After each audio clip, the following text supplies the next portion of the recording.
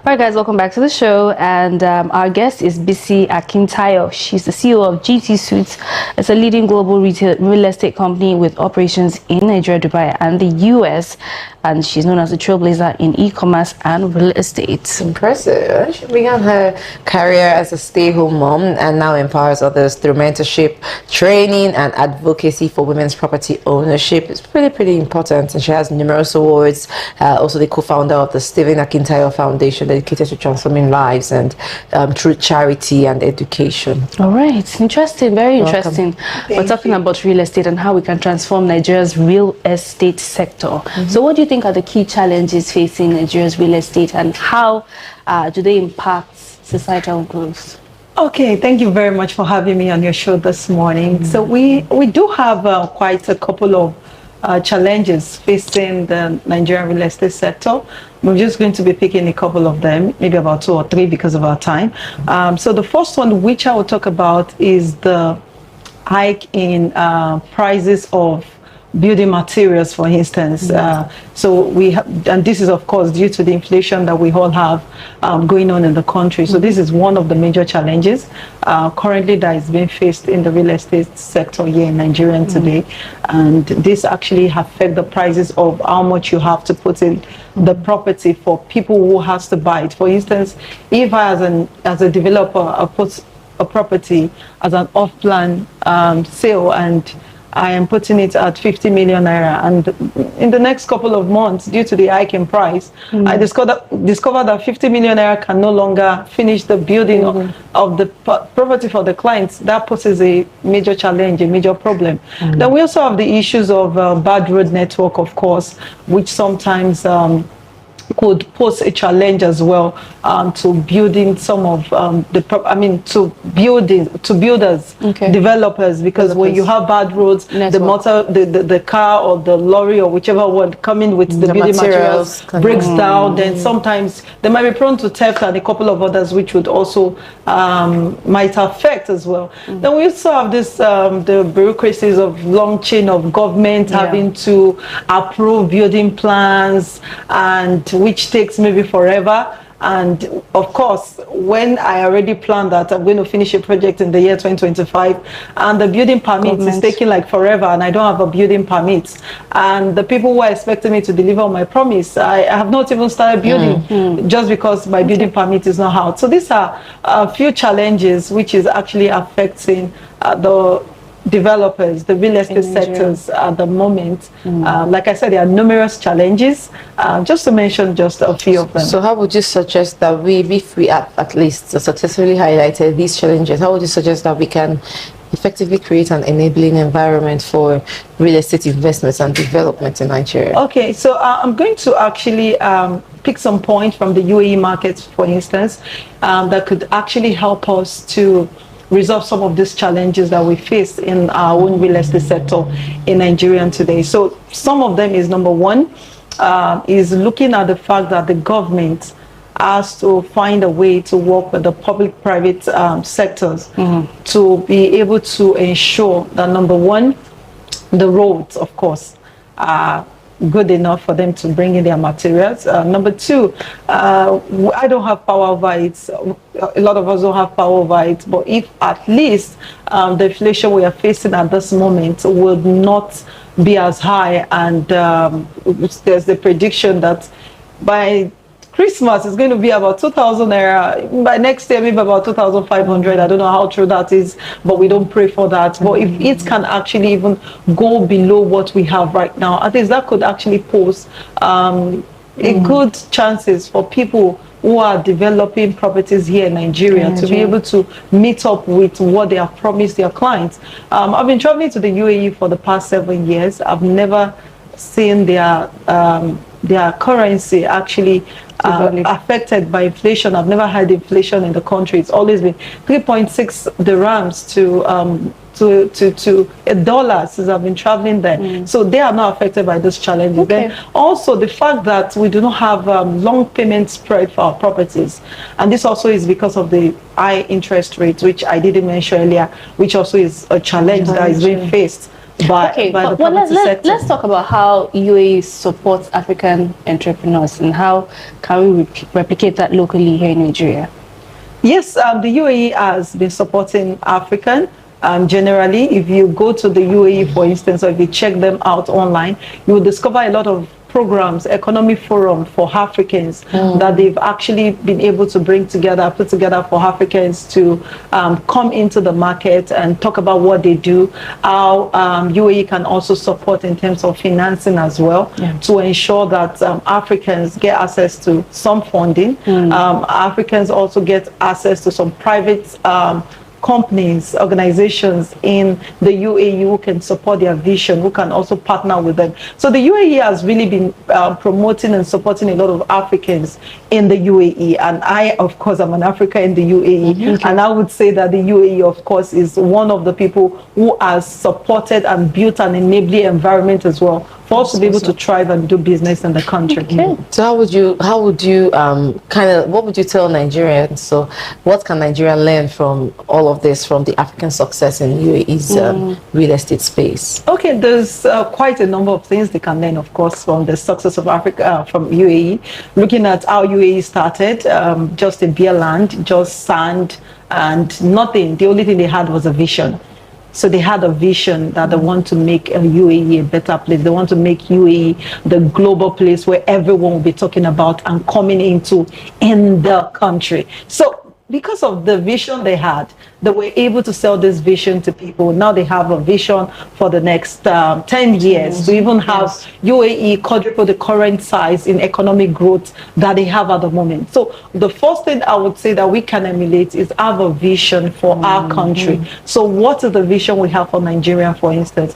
And how can we ensure that we drive people? Because we have more resources than they have. We have a whole lot that we can actually leverage on. They have been able to leverage on their tourism. The tourism is thriving and they've been able to build on that. We have a lot of amazing things that we can build on here in Nigeria. We have our Olumorok. I don't know how many people still talks about Lumarok today. So we have a lot of amazing things that we can build around tourism here in Nigeria that can make expatriate, that can make people want to come into this country and want to come and, of course, partner with us and achieve more success for the country. Let's talk about how real estate can address the problems of unemployment in Nigeria and housing, because that's really one big key issue, a huge gap in the real estate space in Nigeria. Yes. Real estate sector can address the issue of housing if the government, I'm going to say if the government again, can actually help and work with a financial institution, can help to work with the financial institution to bring our mortgages to, if possible, zero interest. Now, in Dubai, for instance, you can have access to mortgages.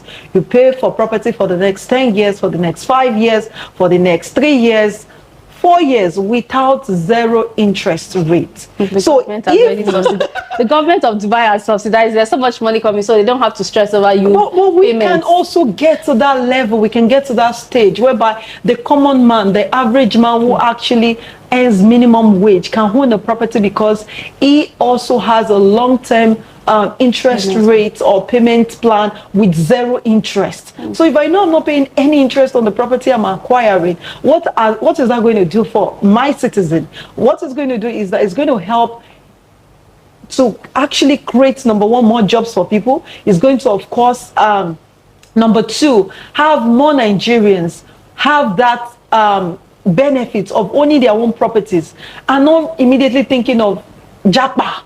I'm not thinking of I want to relocate, because if the problem of shelter is taken care of for me and my family, I'm not thinking of, oh, maybe I need to leave this country because it's not working. Because a lot of people are living because they can't even pay for where they stay. They don't even have shelter over their roof. Then you cannot talk of food, of course. But if this is being taken care of, I believe that strongly a lot of Nigerians will have access to more housing. And of course, a lot of people will have access to jobs. Why? Because more housing units being created, being built, more jobs will lead to more job creation for Nigerians. All right. I think that you said so much. True. But let's talk about making the society a bit better by empowering Nigerians in the first place. How do you think that mentorship and education can empower Nigeria to be better and really succeed in real estate? So mentorship is key for you to. I believe strongly in mentorship, and I as an individual, am actually where I am today by the power of the mentors I've had around my life, and I believe strongly that wherever you want to get to, somebody has been there before. Wherever this country wants to get to, a lot of countries have been there before. And we see these things when we travel, our leaders see it, we as individuals, we see it as well. So one of the things we can actually do is to look at those who it has worked for, how it has worked for them. Let's have these individuals, these companies, these countries as well. Let them come and tell us, okay, let's bring them in. What did you do? How did you achieve it? It's not something that is not achievable. It is achievable. So if you bring these individuals in and say, you know, I want you to tell us how you were able to achieve these things in your country. I want you to teach us how you can achieve this in your organization. Even as an individual, I'm doing a business, I'm not succeeding.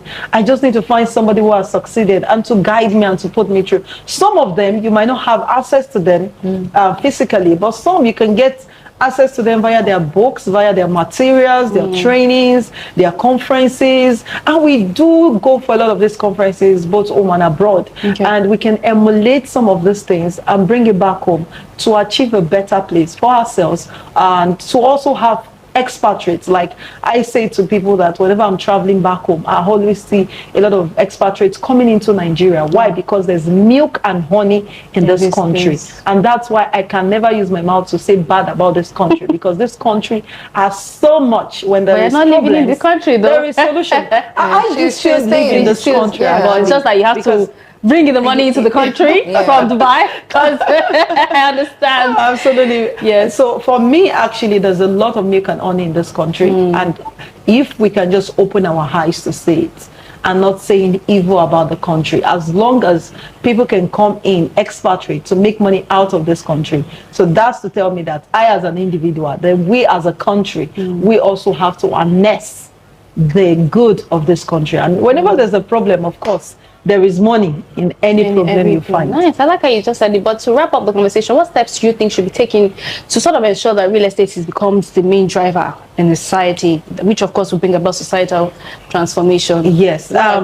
Based on all I've said so far, if you look at the Dubai market, like I said, they have made real estate, apart from tourism, to be one of the major backbone of the country, also in Dubai. So we in Nigeria can also do the same. If we have the good roads, if we have the power supply, which is not posing a problem to the citizen of the country, of course, a lot of investors want to come in and invest. If we have security, anybody wants to invest where there is security, which is actually really tight there. For instance, Dubai is one of the safest countries you can go in the world. You can walk in the middle of the night. I take my kids to the park. We come back 2 a.m., 1 a.m. sometimes, because it's the safest country in the world. But we can also build the same thing also in Nigeria, making Nigeria safe for everyone. That way, investors will want to come in.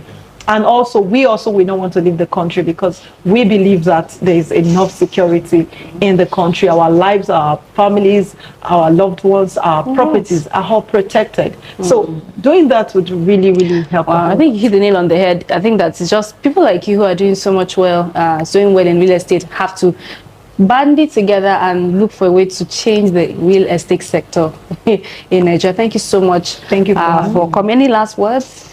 Okay, my last one is compliment of the season to you. Thank you. Okay, not the Dubai. Do share the love. As they are sharing the Dubai money. Dubai money. Yes, the dirhams and the land. And do ensure that you actually give to someone this season. No matter what is happening, we shouldn't say that, oh, we do not have enough. Let's actually just give, no matter how small. Because no matter what you're going through, somebody else is going through worse than we are going through. Thank you so much for coming through on the show. Guys, that's the first part of the show. We'll take a break, and when we come back, we'll have our next guest in the studio. Don't go anywhere.